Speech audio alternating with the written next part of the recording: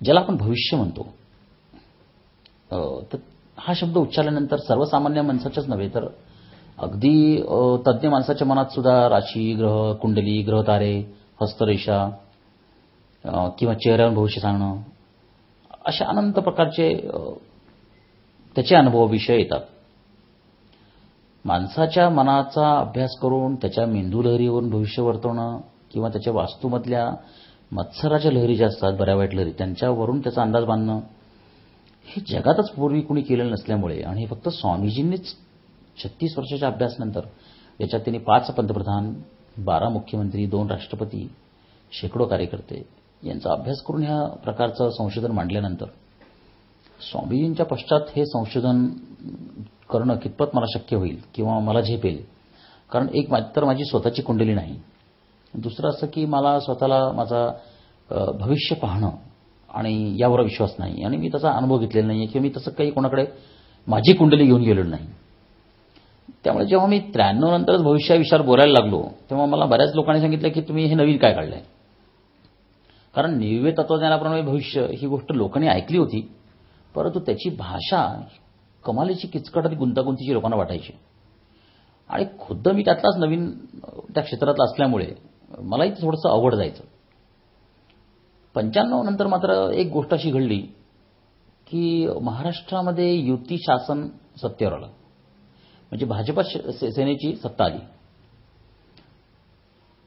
त्याचा एक परिणाम माझ्यावर वैयक्तिक असा झाला की स्वामीजींनी 1993च्या दिवाळी अंकामध्ये असं म्हटलं होतं की 1995च्या निवडणुकांमध्ये 48% वातावरण शक्ती भाजप सेनेला अनुकूल असेल. 1995च्या निवडणुकीमध्ये ज्या जागा मिळाल्या एकूण 288 पैकी भाजप सेनेला त्या 138 जागा होत्या. म्हणजे 288 जागांचं जर पर्सेंटेज काढलं आपण तर त्या बरोबर 48% जागा येतात. म्हणजे 93च्या दिवाळी स्वामीजींनी 1995च्या निवडणुकीचा अचूक निष्कर्ष काढणं आणि हा फक्त एक निष्कर्ष नाहीये, त्याच्याबद्दल अधिक विस्तृतपणे त्यांनी विश्लेषण केलेलं आहे. म्हणजे स्वामीजींनी फक्त भाकितं वर्तवली नाहीत, त्याचं विश्लेषण, त्याचा कार्यकारण भाव, त्याचं मागचं विज्ञान, भविष्य कसं बदलता येतं, वातावरणातल्या लहरींचा भविष्याशी संबंध काय, म्हणजे अनेक अशा विलक्षण आणि अद्भुत, गूढ आणि अनाकलनीय असं वाटणाऱ्या पण वास्तवात त्याचा आपण कुठेतरी अनुभूती घेत असतो अशा गोष्टींचा त्यांनी एक वेगळा मार्ग आणि वेगळ्या पद्धतीने ती मांडणी केली. तर जेव्हा ही घटना घडली म्हणजे सेना सत्तेवर आली आणि मग तर माझ्याचा एक परिणाम असा झाला की स्वामीजींनी अशी आणखीन कोणती भाकितं सांगितली असावीत आणि ती जर खरी ठरणार असतील तर त्याचा आपण अभ्यास केला पाहिजे. तर एक साधं सोपं सूत्र माझ्या डोक्यात त्यावेळेस असं आलं की स्वामीजींनी जी स्टेटमेंट्स केलेली आहेत ती आपण एकत्र करावी आणि त्याचा आपण फक्त पाठपुरावा करावा. मला चांगलं आठवतं की याच्यामध्ये मला एक विलक्षण अनुभव असा आला की स्वामीजी मला एकदा बोलले होते की इथं म्हणजे तसं अनेकदा ह्या विषयावर तुटक बोलणं झालं होतं.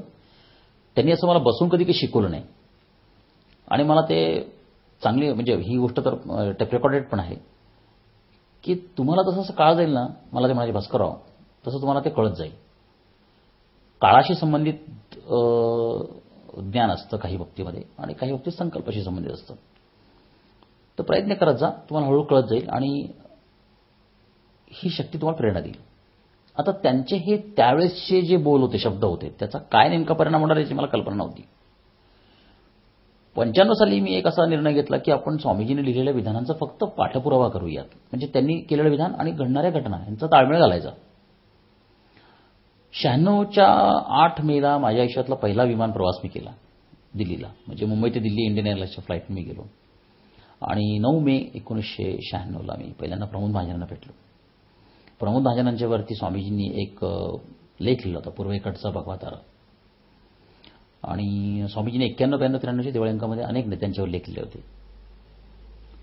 तर माझं पहिलं काम होतं की नेत्यांना भेटणं, त्यांना स्वामीजींच्या संशोधनाची कल्पना देणं आणि त्यानंतर त्यांचं काय म्हणणं आहे किंवा त्यांची काय प्रतिक्रिया होते ते टिपून ठेवणं. आता म्हटलं तर हा एक माझ्या बाबतीत बोलायचं झालं तर माझ्यासारख्या एका सामान्य कुटुंबातून किंवा मध्यमवर्गीय कुटुंबातून आलेल्या माणसाच्या दृष्टिकोनातून एक अद्भुत गोष्ट होती. परंतु विलक्षण गोष्ट पुढे अशी घडली की जसं मी नेत्यांकडे जायला लागलो तसं मला स्वामीजींच्या अभ्यासाची खोली, व्याप्ती, त्याचे दूरगामी परिणाम दिसायला लागले.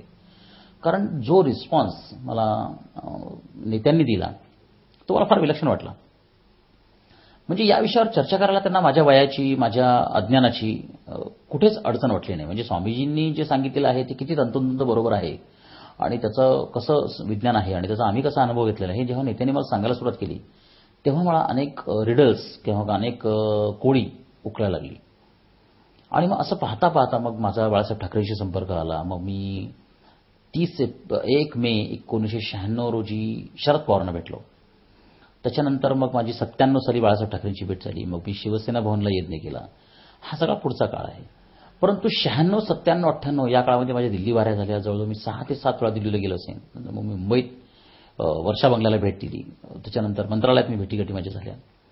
मला एक गोष्टीचं आश्चर्य वाटलं की मी माझ्यासारख्या सामान्य माणसाला, व्यक्तीला त्यांनी मला, लोकांनी, ह्या सगळ्या मोठ्या नेत्यांनी मला वेळ दिला, चर्चा केली आणि त्यांनी माझं म्हणणं ऐकून घेतलं आणि त्यांनी अनेक प्रकारचे त्यांचे अनुभव सांगितले. आणि मग 1998 साली एक असा विषय आला की स्वामीजींच्या या भाकितांचा जो पाठपुरावा आपण केला आहे त्याचा आपण एक अहवाल प्रकाशित करूया. त्याच दरम्यान असं म्हणता येईल की खरी म्हणजे त्याच्या अगोदरपासून माझी संजय नहार नावाचे माझे मित्र होते पुण्यामध्ये, त्यांची ओळख होती. संजय नहारांशी माझी या विषयावर बरीच चर्चा व्हायची.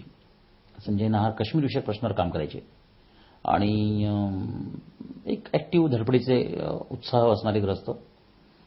मग ते म्हणाले की चौफेर नावाचा दिवाळी मी प्रकाशित करतो, पण मला आर्थिक अडचण आहे म्हणून त्यांची आर्थिक अडचण मी दूर केली आणि माझ्या खर्चाने हा मी अंक रिपोर्ट स्वामी विज्ञानंदांच्या भविष्यावरचा चौफेर नावाचा जो आत्ता माझ्याकडे आहे हा मी 1998 साली प्रकाशित केला.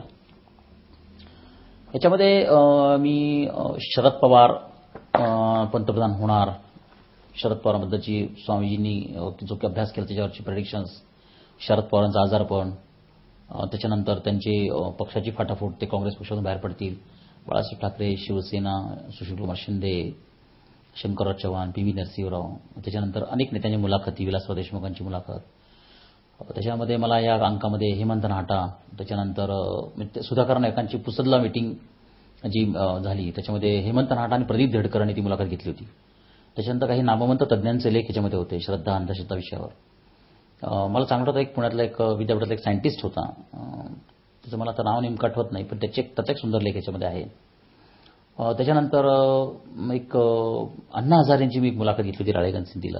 अण्णा हजारेंच्या 19 नोव्हेंबर